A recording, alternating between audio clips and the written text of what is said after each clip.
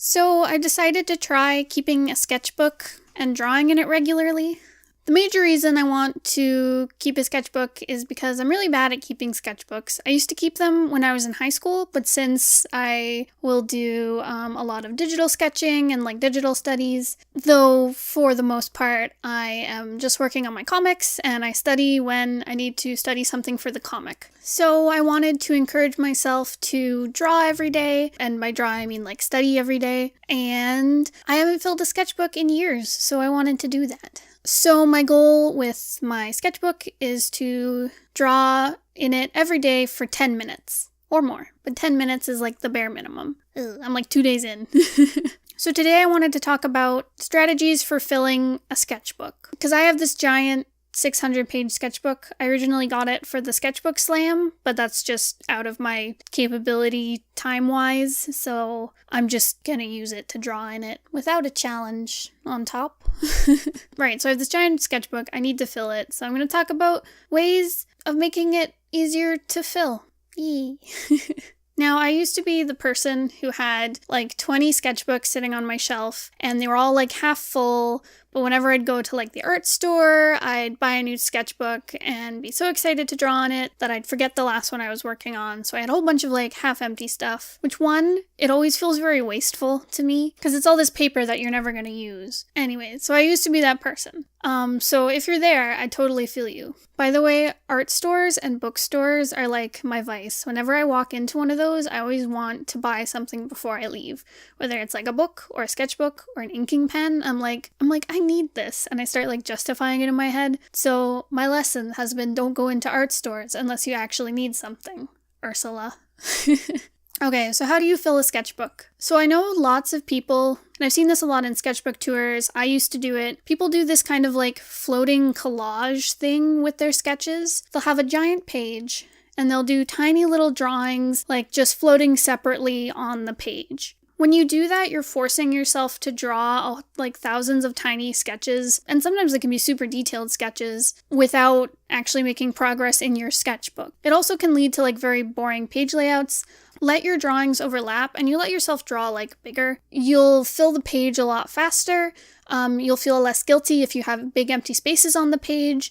I think you'll find that it looks better because, like I said, the composition of the page will look a bit nicer. Even though the point isn't to do a pretty composition, it'll just have more visual interest in it. Which brings me to my second point. When you're working in a sketchbook and you want to fill it quickly, work big. I know I tend to work big just from habit in my sketchbooks, because I tend to grab a focal point of what I'm studying and draw from there. So, say if I'm drawing a house, I'll usually pick a window or something as the focal point, and then I draw the window huge, and then the rest of the house has to be huge to fit around it. So anyways, I tend to draw very big in my studies. It also helps to rough in the outline and the structure of what you're drawing before you start going into details.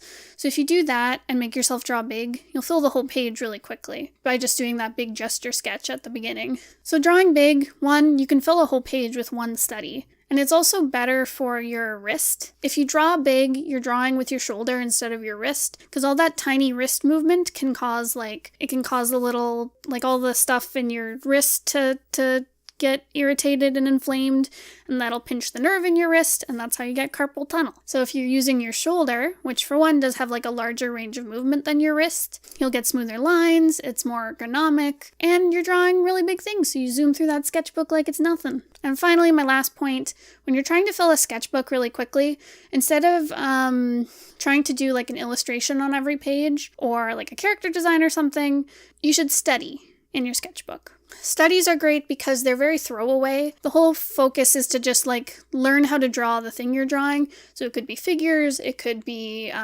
backgrounds and perspective. That's what I'm studying right now. I'm I really need to learn how to draw scenery. So I'm going to do a bunch of studies about interior design and houses and landscapes. But yeah, focusing on studying. You can do a whole bunch of studies that look like crap as long as you're slowly understanding the forms that you're drawing. Whereas when you sit down to do say a character design or to do a full-blown illustration in your sketchbook, you're kind of forcing yourself to focus on one page at a time instead of filling up a whole bunch of pages at once. Does that make sense? I think it's just like it's a different mindset from when you're studying, where I find I can do like 100 studies in like no time at all, whereas when I'm trying to make like a character design or draw my OCs, I'm really thinking about like the narrative and, you know, all the considerations that go into character design, and it goes a lot slower because there's more thinking to it. That isn't to say there isn't thinking in studying. Like I've said before, I do a lot of iterative drawing with studying, where I'll draw the same thing really quickly a whole bunch of times as I slowly learn how to draw it. Because that's how Bones did his sketchbook slam. There's a video on this channel about his sketchbook slam sketchbook video tour thingy, and he just filled it with a whole bunch of studies of animals, and he did each like individual study within like 5 or 10 seconds, like up to a minute at the most, and like he filled that whole hecking sketchbook in a month. So there you go. Do your studies and do them quickly if you want to fill up your sketchbook.